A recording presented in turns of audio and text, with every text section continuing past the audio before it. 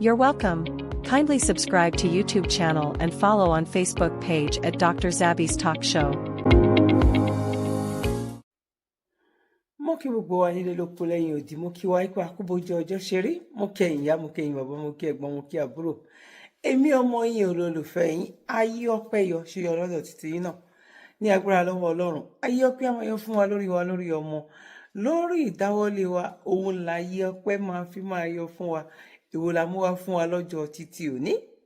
Ipe kí a ṣe àgbéyẹ̀wò ẹ̀ gẹ́gẹ́ bí a ṣe máa ṣe. Ó já sọpẹ́ gẹ́gẹ́ bí mo ṣe pé orúkọ mi. Ní pé ó já sọpẹ́ o. Ẹ̀yin ìyá ẹ̀yin bàbá, ó wá já sọpẹ́ báyìí. Ẹ máa ní kí ni ìdí tí mo fi sọ pé ó já sọpẹ́? Ọ̀rọ̀ wa já sọpẹ́, ó tún ṣe kí ni? Ó tún ju ọpẹ́ lọ. Torí wípé ọmọ ọlọ́pẹ́ ni wá, káyà tètè máa gbégbá ọpẹ́. Ọwọ́ wọn ló máa fi wá iná síra wọn lẹ́nu. Ọwọ́ wọn ló máa fi wá iná síra wọn lórí. Torí wípé kí ni? Eku òkè bí eku, ẹyẹ òkè bí ẹyẹ, ọmọ èèyàn fọhùn bí ènìyàn. Àpẹẹrẹ oríire ńlá, ìdùnnú ńlá lélẹ́yìí jẹ́ tá bá ń gbọ́ ọrú eléyìí lẹ́nu àwọn èèyàn tán ní bàbá ba ipá tàbí bẹ́ẹ̀ ba ipá bẹ́ẹ̀ ṣe kíní kan ẹ̀bù lẹ́sẹ̀. Tó jẹ́ wípé àwọn gangan náà lọ ń fi orúkọ sílẹ̀ wípé ẹ máa ṣọ́ wọn o. Àwọn tó ń sọ wípé àwọn fẹ́ pín Nàìjíríà. Orúkọ wọn leléyìí, àwọn leléyìí.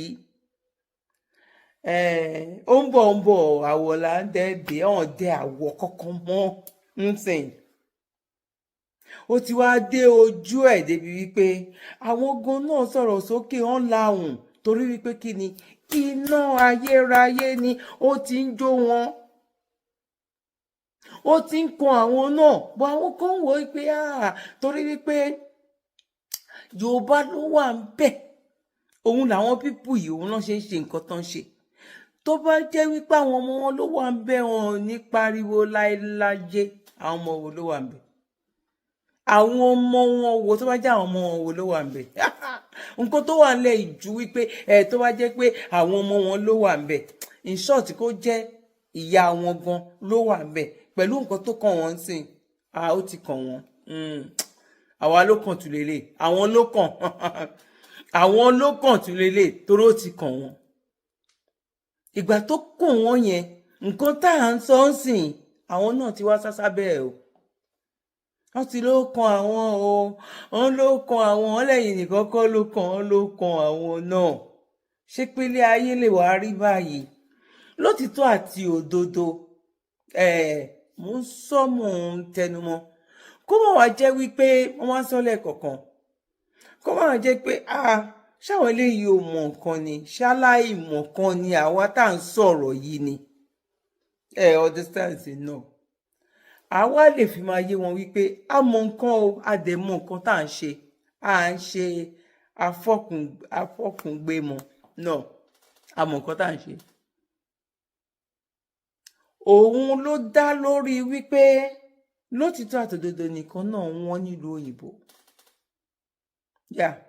Bọ̀ mo máa ń tẹnu mọ́ wípé kí ló fa nǹkan tó wọ́n nílùú òyìnbó? Báwo nílùú òyìnbó, báwo ló ṣe ṣẹlẹ̀? Kí ló fa tìlú òyìnbó? Kí ló fa ọrọ̀ ajé wọn? Kí ló fa wípé o lè mú 100 pound lọ sínú supermarket tẹ́lẹ̀tẹ́lẹ̀ tí trolley ẹ̀ tó wá kún?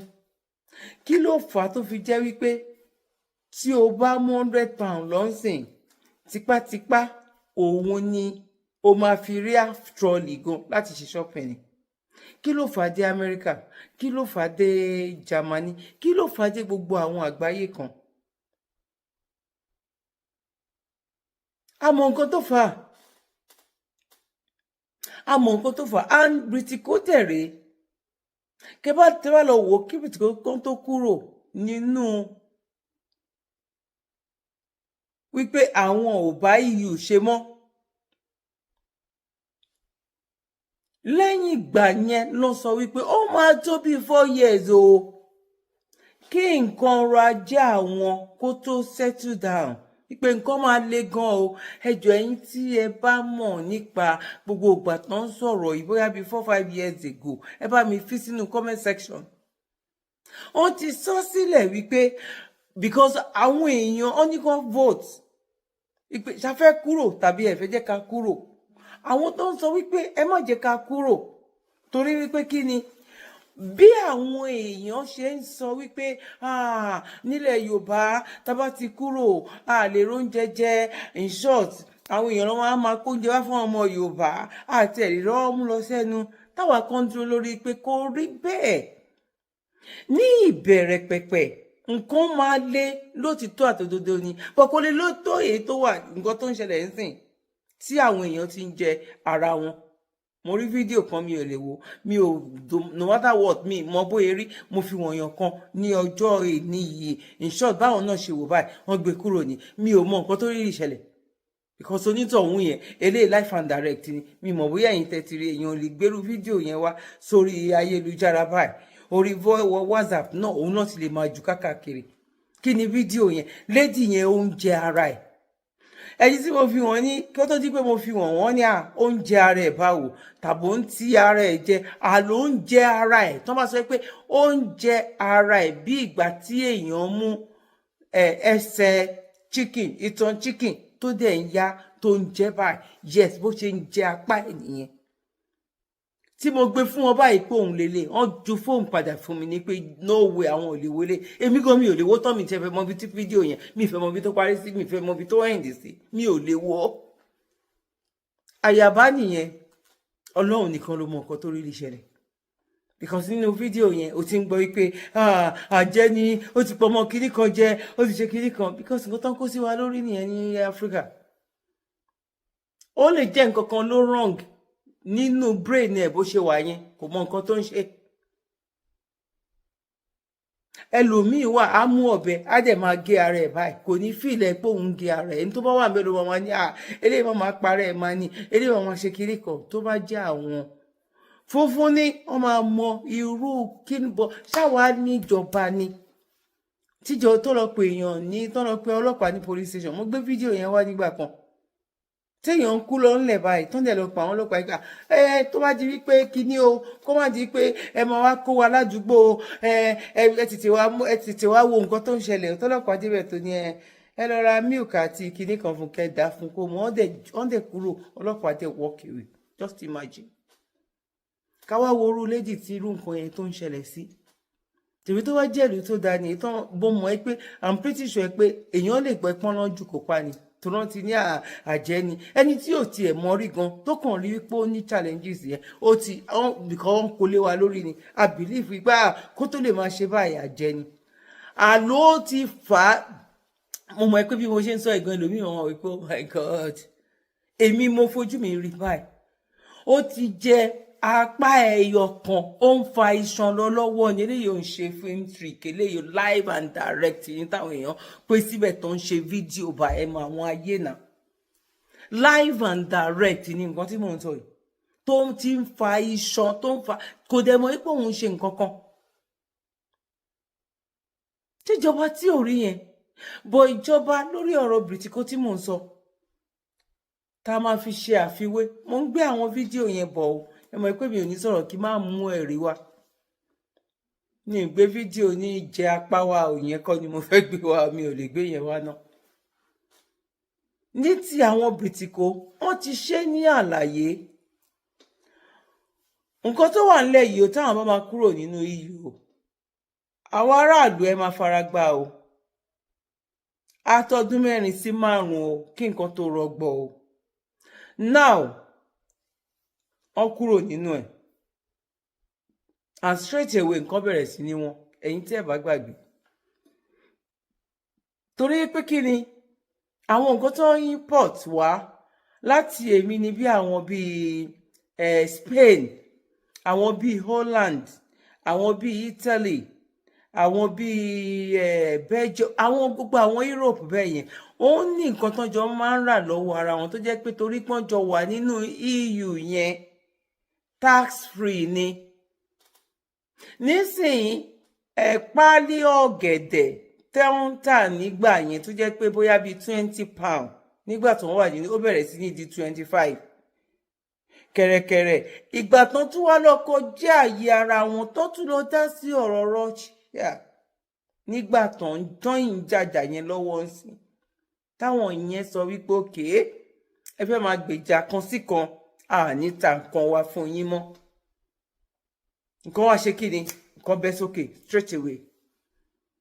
Kí ni mo fẹ́ lò nínú gbogbo eléyìí ni pé a sì lè gbé ìwé kalẹ̀ ká sọ wípé this is the reason why títí àwọn eléyìí tó fi rí bẹ́ẹ̀ tí ọrọ̀ ajé wọn tó fi rí bẹ́ẹ̀. Ẹ jọ̀ọ́ bá mi mú báírò àti pépà àti ìwé bá mi mú kalẹ̀ kí ló fa ti Nàìjíríà báwo ni ti Nàìjíríà báwo ló ṣe rí. Nígbà tá à ń sọ àwọn tán ní ká mórí wá ká mú ẹsẹ̀ le gan àwọn fẹ́ discipline wa àwọn mà ti bọ́ tánsìn wọ́n máa ń já irun jẹ màní wípé sẹ́ níbi tí ọ̀rọ̀ yìí dé tó bá jẹ́ nǹkan tó gbà nìyẹn á jẹ́ wípé bàbá Akíntóyè àwọn ti káwọ́ méjì sókè fún o Ìgbòho àwọn ti ká ọwọ́ sókè fún o àwọn tún mú ẹsẹ̀ gan àwọn tún jù sókè ní pé ó dàbí pé nínú nǹkan tá à ń sọ yìí ibi tí Ìgbòho àti bàbá Akíntóyè gbà ibẹ̀ la wá máa gbà o. That means to say àwa tí à ń dúró lórí wípé àwa ò ṣàbòsí àwọn tó sọ pé ọmọ wa ló wà ń bẹ̀ torí ẹ̀yin gangan lálábòsí torí pé jọmọ ènìyàn òun là ń wò àwa ò gbàdúrà kí ìlú kó dàrú àwọn tó ń da ìlú rú tó ń ba ìlú jẹ́ àwọn là ń sọ wípé níbi tó ń ba nǹkan yìí jẹ́ ọ̀hún lè tún ṣe mọ́ ẹ jẹ́ ká gbàgbé bó ìṣẹ̀lẹ̀ ọ̀hún lè ever sọ wípé àwọn fẹ́ tún ìlú yẹn ṣe ọ̀hún lè rí ṣe ní èpè kọ́ ojoojúmọ́ ni companies oríṣiríṣi ló ń kúrò ń bẹ̀ pẹ̀lú bá ṣe sọ wípé nǹkan ó a little bit tight gan ní àwọn ìlú òyìnbó tá a sọ yìí ẹ sì máa rí wípé ẹ̀tọ́ ará ìlú náà ó sì ń lọ nígbà tí bíríkò máa bẹ̀rẹ̀ lórí wípé wọ́n lọ dá síjà tí ò kàn wọ́n tó ń sọ wípé òkè tíyẹn lòun ò ní ta gáàsì fún wọn mọ́ tó wá di wípé bìkọ́ ó máa lo gáàsì fi dáná ó máa lo gáàsì nínú wíńtà la ní ju sọ́mà lọ ìjọba wo epo òkè kí la fẹ́ ṣe ń sìn ó ń sẹ̀ǹdì fáúṣà fún fámìlì tó mọ̀ ipọn qualify láti lè jẹ́ kán support wọn ṣàmọ̀ pé irú ẹ̀ náà ṣẹlẹ̀ ní Nàìjíríà ti yes ṣàmọ̀ pé wọ́n sẹ̀ǹdì fáúṣà sí àwọn kan tẹ́yìn ò dẹ̀ mọ̀ àwa mọ̀ wọn náà àwọn yẹn ló máa ń pín iṣu fún tán fi iṣu fọ́ wọn lórí títì àwọn yẹn ló máa ń pín gàrí 2 kg fún tán láwọn fi help British kó mọ iye ẹni tó wà nínú ìlú ẹ̀ wọ́n dẹ̀ mọ̀ pé àwọn kan wọ́n wà nínú ìlú tí ò sorúkọ wọn ń bẹ̀ wọ́n lè gẹ̀ẹ́sì pé òkè irú àwọn bóyá àwọn 10,000 ni o 1 million ni o 500 ni wọ́n o by one way or the other láti lè mọ̀ but tí Nàìjíríà gangan èèyàn owó ló ń ju iṣu lù lórí títì ọmọ ìlú bó ló jẹ́ báwo ló yẹ jẹ́ Britiko tó kó wọn lẹ́rú tó lóun fi wọ́n sílẹ̀ tí ò dẹ̀ tí fi wọ́n sílẹ̀ àwọn máa sẹ̀ǹdẹ̀ sí àdírẹ́sì àwọn tó ń mọ̀ wípé wọ́n ní ẹ̀tọ́ fún kínní wọ́n ní ìdìrànlọ́wọ́ pẹ̀lú ara tó ní aráàlú yìí kò lè wọ́ képe kọ́ bọ́ a ti fẹ́ débẹ̀ ọ̀nà ló jìn ó ẹrú mà ní bàbá bá ṣe bẹ́rù lábọ́ ọmọ o bá ṣe bẹ́rù ọ̀nà jìn bọ́ mo nílẹ̀kùn yẹn sẹ́ẹ̀ a máa kàn án ní sẹ́ẹ̀ bọ́ ìgbà wo ló jẹ́ èmi ò mọ̀ ẹni tó bá mọ̀ kó filẹ̀ nínú comment section àkókò owó ní because àwa ò kì í ṣe pásítọ̀ èké àdá ń ṣe babaláwo èké à ń ṣe afá èké bọ̀ àwa mọ̀ pé orí òtítọ́ la wà orí òdodo la wà a dẹ̀ mọ̀ pé a máa débẹ̀ níṣẹ́ ìgbà wo ló máa jẹ́ èmi ò mọ̀ torí pé kí ni ìlú ò fara rọ ara ni àwọn ènìyàn ọmọ tó ń gbé lọ sí hospital fún emergency tó yẹ pé 10,000 under 10,000 ló need láti lè jẹ́ kó wà okay. Ọ̀n gbé àlàyé ẹ̀ kúrò lọ́sítù torí pé àwọn parent ẹ̀ ọ̀n ní owó yẹn. Àwọn tó jẹ́ tó jọ wà nínú ward kan náà gan pàápàá gan àwọn gan ò lè ṣàánú torí pé àwọn ò ní àwọn gan ìbá èyí tó wà lọ́wọ́ wọn gan àwọn náà fún ọwọ́ mu láti mú sílẹ̀ ní.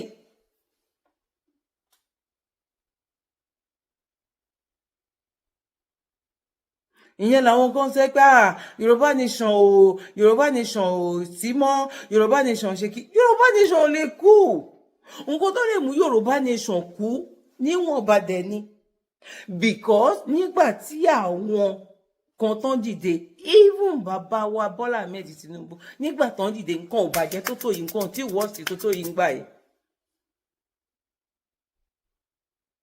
Nǹkan tó lè mú sọ pé òkè bóyá àwọn èèyàn ti wá wò pé òkè o ẹ jẹ́ ká tiẹ̀ wò bóyá iná ti wá dé bóyá ọ̀nà yẹn ti wá wà bí 80%. Bóyá oúnjẹ yẹn ó ti wá ń ship débi wípé tẹ́lòmíì gan bá fẹ́ sọ̀rọ̀ gan òkè kí lẹ tí wá fẹ́ tí ò dẹ̀ lè work. Kí ni reason tí ò lè fi work ni wípé àwọn kan wà ó wá lọ 8 years yẹn ń bẹ̀ ni tẹ́lòmíì bá dé ó rẹ́dì láti wá ba nǹkan tẹ́lẹ̀ iṣẹ́ ó rẹ́dì láti wá bàjẹ́. Ẹ rí àwọn tó lọ ta ogún ìní wọn nínú gbogbo ariwo tá à ń pa nínú gbogbo bá a ṣe ń lọgun tó màá gbé fídíò náà wá ọ̀pọ̀lọpọ̀ wá lè ti rí tó ta ogún tó ta kòrókòrò báyìí tán béèrè interview lọ́wọ́ ẹ̀ tó dé because òun náà ti wà confused ọmọ nǹkan tó ń ṣe mọ́ nǹkan tí àwọn ìjọba yẹn dẹ̀rí tán fẹ́ sọ everybody dá nìyẹn wọ́n fẹ́ make sure pé àwọn discipline gbogbo ọmọ ìlú táwọn jẹ́ olórí lé lórí so that ẹ lè máa ṣe ránkà dédé wọn tó bá ń sọ̀rọ̀ ẹ̀ tiẹ̀ ní nílàkàyè orí yín ò ní pé láti ẹ̀ ti ronú torí pé ẹ̀ tiẹ̀ tí ìròyìn jẹjẹ gan débi pọ̀rọ̀ olóṣèlú lè fẹ́ bá wọn máa debate.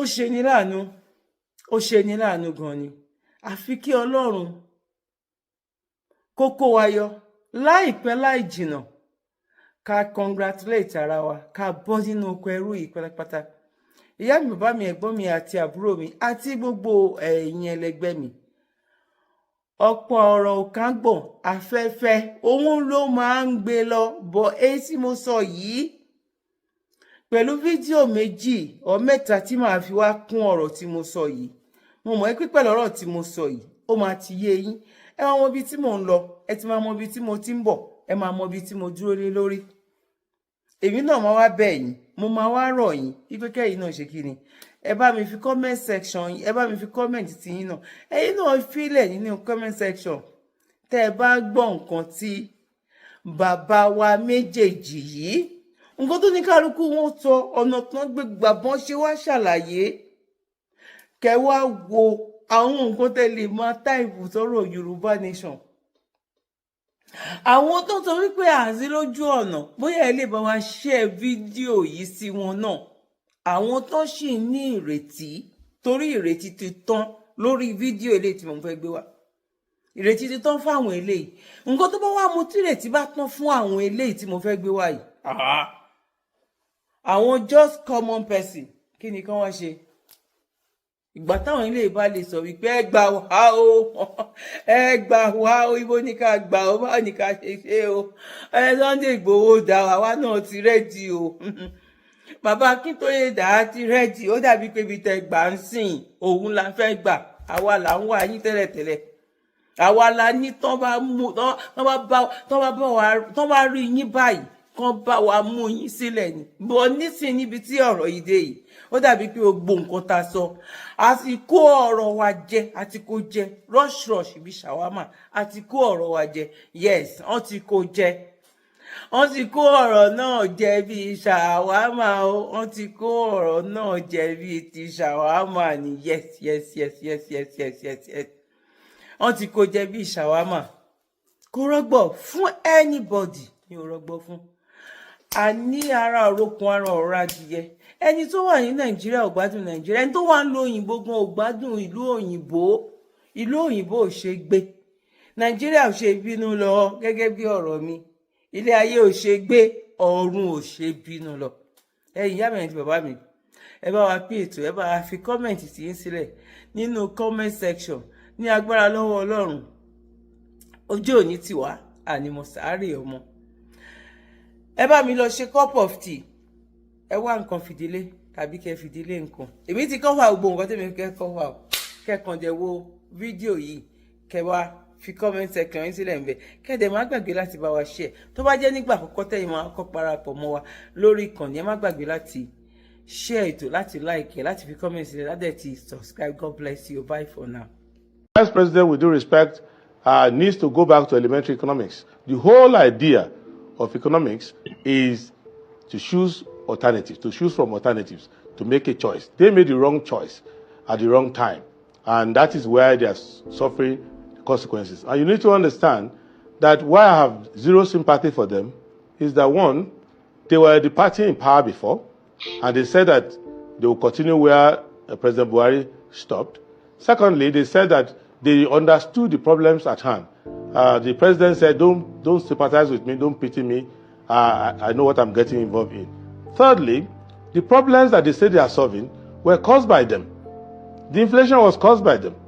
The rise in factor cost was caused by them.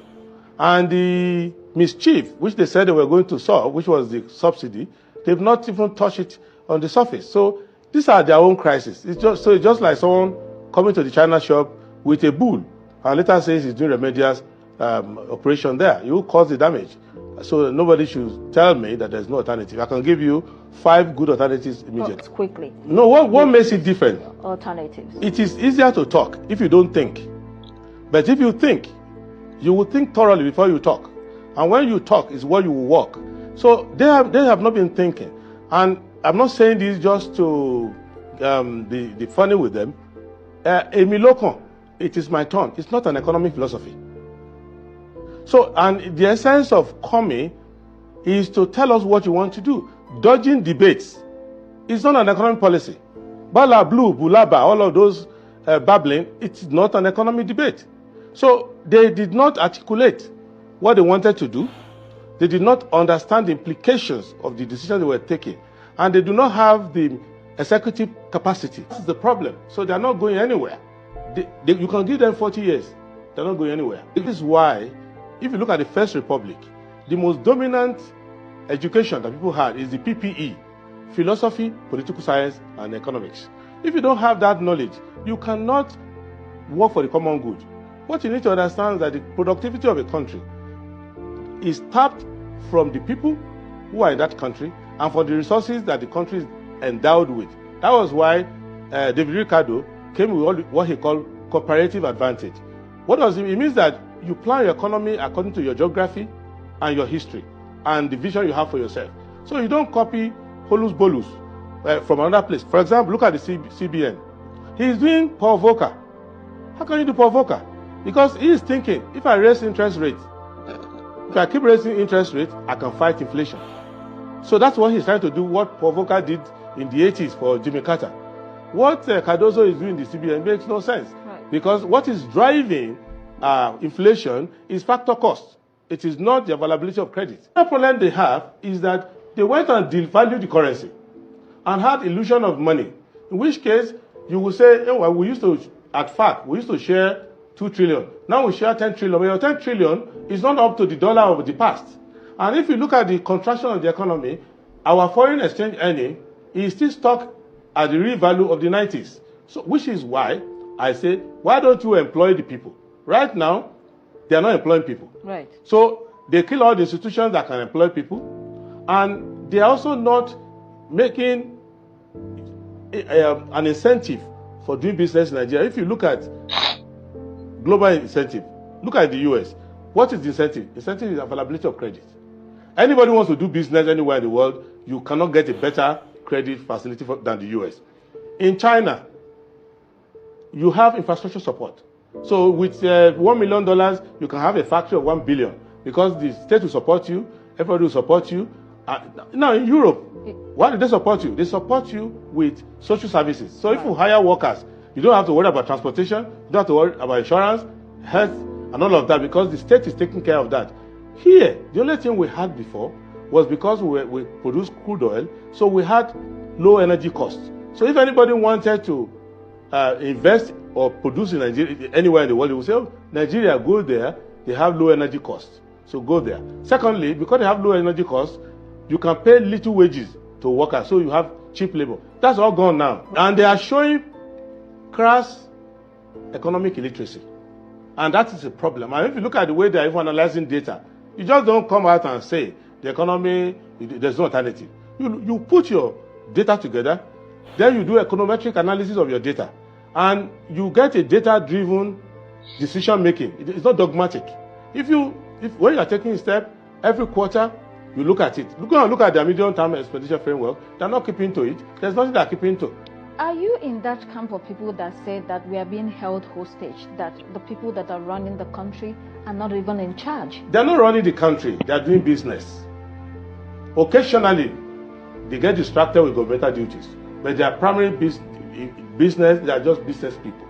And they think, that's why they are trying to run petroleum industry rather than have a regulatory framework.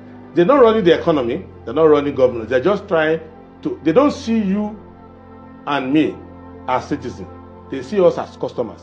So they are mercantile in their approach. So they see you, oh, you're a customer, I can get extra money from you by hoarding petrol. I can get extra money from you by underfunding public education. So they're not really to do anything, and they're not willing to comply with Chapter 2 of the Constitution, which stipulates how governance should be done in Nigeria. What's the responsibility of government? Call anybody in government. They are not responsible for anything. Right. Because the Minister of Water Resources is not responsible for whether you have water or not. The Minister of Education is not responsible for educational outcome, whether the student fail WAEC, fail JAM, is not responsible. The Minister of Health is not responsible for life expectancy or medical outcomes.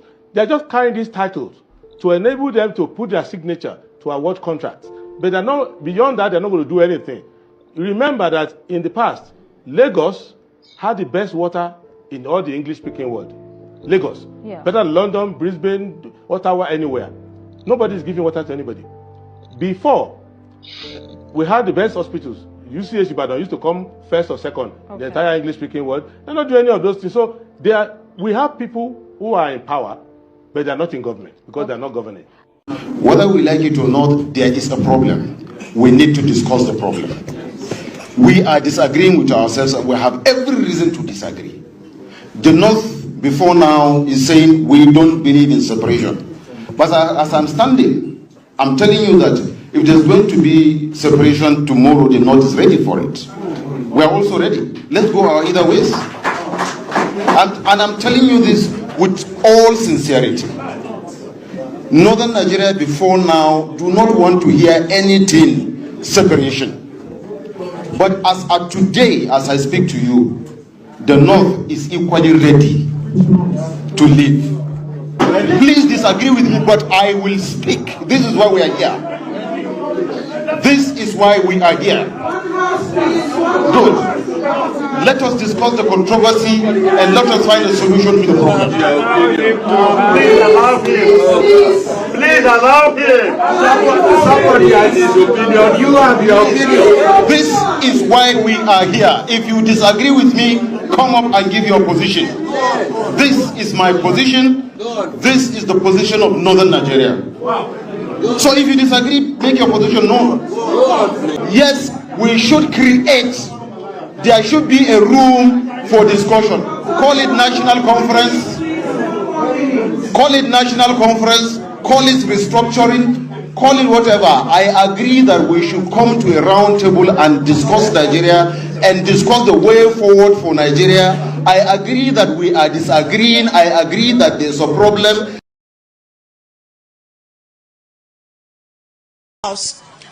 Mommy, I can't summer. Yes, ma. Mo fẹ́ bèrè pé ṣé ti dìbò. A ti dìbò. Báwo lẹ ṣe rí bó sí? A dìbò, ìbò ń lọ ní ìrọwọ́ ní ìrẹsẹ̀, kò sí wàhálà, kò sí ìjà, kò sí nǹkan kan ní tiwa. Àṣà àdìbò, àdìgbowó, gbogbo wa, àgbowó. owó tá a fi dìbò ìyá mi kó ṣe kẹ kí ló àdìfọ́ tèmi o àdìfọ́. ìbò lọ dáadáa. kò sí ìjà kò sí nǹkan kan ìbò lọ dáadáa. kí lẹ́yìn fẹ́ kí gómìnà tuntun tó bá máa wọlé ká má tiẹ̀ sọ ẹni tó máa wọlé ná kí lẹ fẹ́ ẹni tó máa wọlé kí lẹ fẹ́ kó ṣe fún ẹ̀yin àti àwọn aráàlú. wa ló ń jẹ nǹkan tó lọ sókè yìí kó lọ sódò nǹkan gbogbo lọ sí ìsàlẹ̀ kó lè fún àwọn àgbàlagbà ló ń jẹ dáadáa tá a máa jẹ tá ò ní ráhùn ìyẹn ni kó ṣe fún wa o.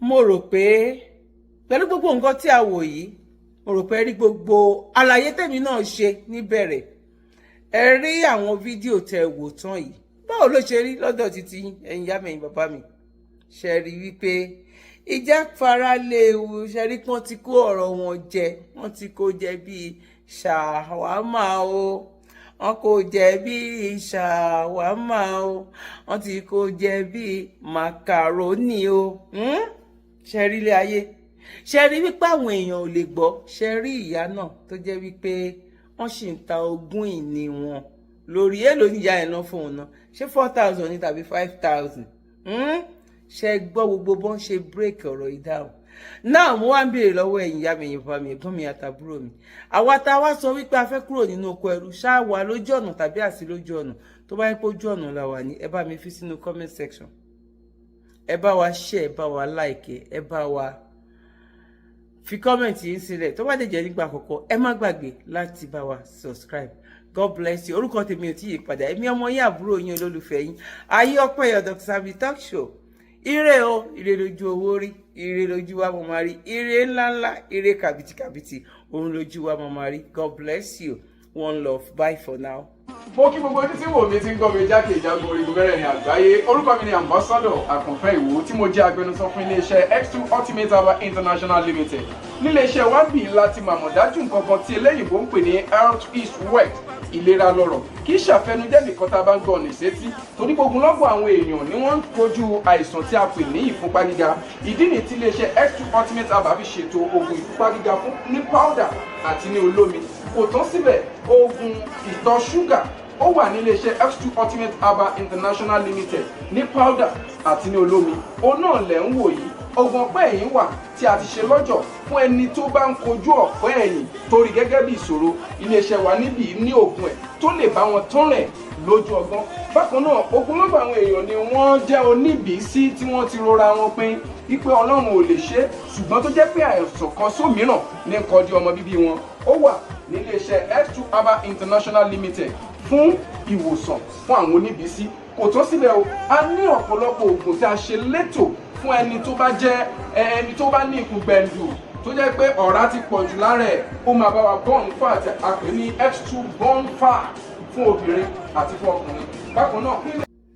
mo rò pé pẹ̀lú gbogbo nǹkan tí a wò yìí mo rò pé rí gbogbo àlàyé tèmi náà ṣe níbẹ̀rẹ̀ ẹ rí àwọn fídíò tẹ wò tán yìí báwo ló ṣe rí lọ́dọ̀ títí ẹ̀yin ìyá mi ẹ̀yin bàbá mi ṣe rí wípé ìjà fara léwu ṣe rí pọ́n ti kó ọ̀rọ̀ wọn jẹ wọ́n ti kó jẹ bíi ṣàwámà o wọ́n kó jẹ bíi ṣàwámà o wọ́n ti kó jẹ bíi màkàrónì o ṣe rí ilé ayé ṣe rí wípé àwọn èèyàn ò lè gbọ́ ṣe rí ìyá náà tó jẹ́ wípé wọ́n sì ń ta ogún ìní wọn lórí èlò níyà ẹ̀ náà fún un náà ṣé 4,000 ní tàbí 5,000 ṣe gbọ́ gbogbo bọ́n ṣe break ọ̀rọ̀ ìdáhùn náà mo wá ń béèrè lọ́wọ́ ẹ̀yin ìyá mi ẹ̀yin bàbá mi ẹ̀gbọ́n mi àtàbúrò mi àwa tá a wá sọ wípé a fẹ́ kúrò nínú oko ẹrú ṣáà wà lójú ọ̀nà tàbí àsí lójú ọ̀nà tó bá yẹ pé ojú ọ̀nà la wà ní ẹ bá mi fi sínú comment section ẹ bá wa share ẹ bá wa like ẹ bá wa fi comment yín sílẹ̀ tó bá dé jẹ́ nígbà àkọ́kọ́ ẹ má gbàgbé láti bá wa subscribe God bless you orúkọ tèmi ò tí yí padà èmi ọmọ yín àbúrò yín olólùfẹ́ yín ayé ọpẹ́ yọ Dr. Zabby talk show ire o ire lójú owó rí ire lójú wa mo máa rí ire ńláńlá ire kàbìtìkàbìtì òun lójú wa mo máa rí God bless you one love bye for now. You're welcome. Kindly subscribe to YouTube channel and follow on Facebook page at Dr. Zabby's Talk Show.